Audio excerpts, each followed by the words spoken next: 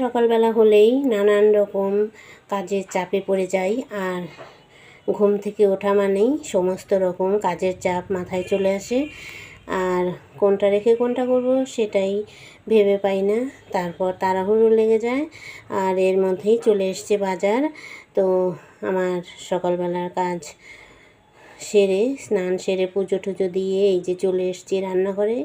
তো রান্নাঘরে এসেই দেখো কাজের অনেক কাজ পড়ে রয়েছে। এখন এই কাজগুলো এক এক করে সেরে নেব। তো এই দেখো বাজার থেকে নিয়ে চলে এসেছে মিষ্টি কুমড়ার ডগা। এটা দিয়ে আমি আজকে চচ্চড়ি করব সর্ষে দিয়ে। আর রয়েছে এই যে আম, এই আম দিয়ে চাটনি করব। আর বেগুন রয়েছে, এখনও ভেবে উঠতে পারিনি কি রান্না করব। সবেমাত্র রান্নাঘরে ঢুকেছি, দেখি। তবে এটা যে চচ্চড়ি করব এটা শিওর। তো এটা এখন বেছে কেটে ধুয়ে নেব, তারপর ডাল হবে সঙ্গে। তো চলো বন্ধুরা, আমি আমার কাটা বাছার কাজটা শুরু করে দিই। এখানে দুটো আলু কেটে ভাজতে বসিয়েছি। ছেলে কলেজে যাবে, তাড়াহুড়ো লেগে গেছে আমার। আর এই দেখো এই পাশে ভাত হয়ে গেছে, এই যে ভাত হয়ে গেছে আমার। এইখানে দেখো অনেকগুলো পেঁয়াজ কেটেছি, এই যে এই পেঁয়াজ দিয়ে ডাল সম্বার দেবো। মসুরির ডালে পেঁয়াজ বেশি দিলে ভালো লাগে খেতে। আর এখানে ডাল বসিয়েছি, যে ডাল হচ্ছে।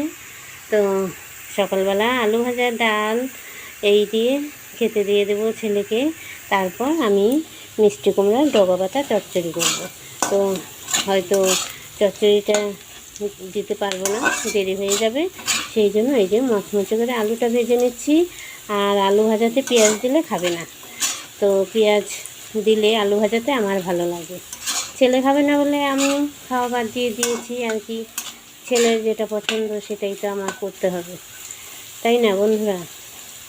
এখন আর আমার পছন্দ বলতে কিছু নেই, ছেলে মেয়েদের পছন্দেই চলতে হয়, এইভাবেই চলছে জীবন। তো চলো, আমি আলু ভাজাটা হয়ে গেছে, নামিয়ে নিই। আলু ভাজা নামিয়ে দেখো উচ্ছে ভাজা বসিয়েছি।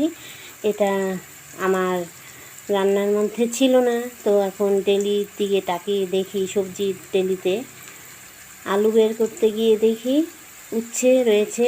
তো উচ্ছে একটা, সেটা আর কি করব, নষ্ট করে কি হবে, আজকে ভেজে দিই, খেয়ে ফেলবে। এই দেখো একটা উচ্ছে ছিল, এই উচ্ছেটা ভেজে দেব। আমরা তো তিনজন লোক, ছেলে তো উচ্ছে খাবে না, সেই জন্য হয়ে যাবে। এই একটা উচ্ছে ভালো করে ভেজে নামিয়ে নিই।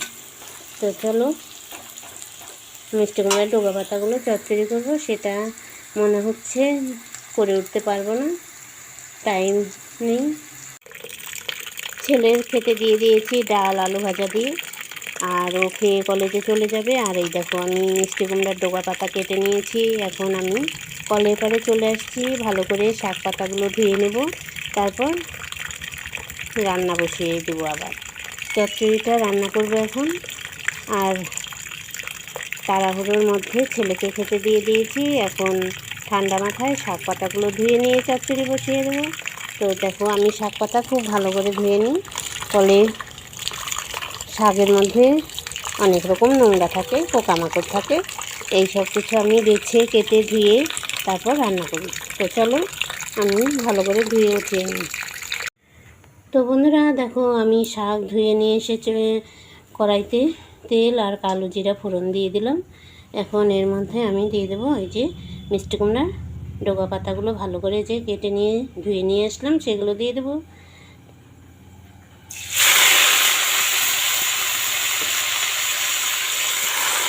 আর এর মধ্যে দিয়ে দেবো খানিকটা পরিমাণে লবণ, এই দেখো লবণ। আর দিয়ে দেবো কিছুটা হলুদ গুঁড়ো।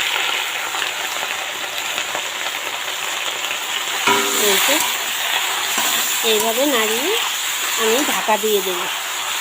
আর কাঁচা লঙ্কা সর্ষে পেস্ট করে রেখেছি, সেটা শাকটা যখন মজে যাবে তখন আমি দিয়ে দেবো। খুব সাধারণ একটা রান্না,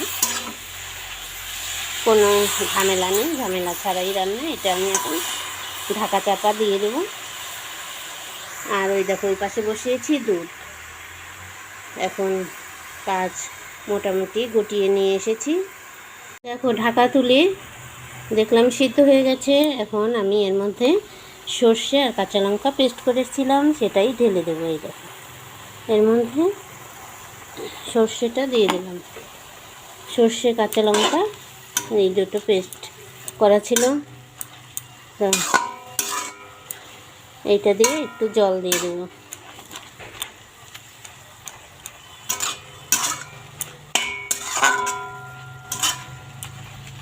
একটু ভাজা ভাজা করে এর মধ্যে অল্প একটু মাখা মাখা জল দিয়ে দেবো, তাহলেই আমার হয়ে যাবে মিষ্টি কুমড়া ডগা পাতা চচ্চড়ি। ভাজা ভাজা হয়ে গেছে। আর এখন আমি এই যে সর্ষে আর কাঁচা লঙ্কার একটু মিক্সিটা ধুয়ে জলটা দিয়ে দিলাম। তো জল এতটাই থাকবে, মাখা মাখা করে নামিয়ে নেব চচ্চড়িটা। এইভাবে চচ্চড়ি রান্না করে খেয়ে দেখো, ভীষণ ভালো লাগে। আর এর মধ্যে একটু রসুন ফোড়ন দিলে তো আর একটু ভালো লাগে। তো আমি আজকে রসুন দেইনি, কারণ রসুন খেলে আমার সহ্য হচ্ছে না, দুদিন থেকে দেখছি, সেই জন্য রসুন দিলে আর একটু ভালো লাগতো। তোমরা চাইলে রসুন দিতে পারো। তো চলো বন্ধুরা, এটা আমি এখন নামিয়ে নেব।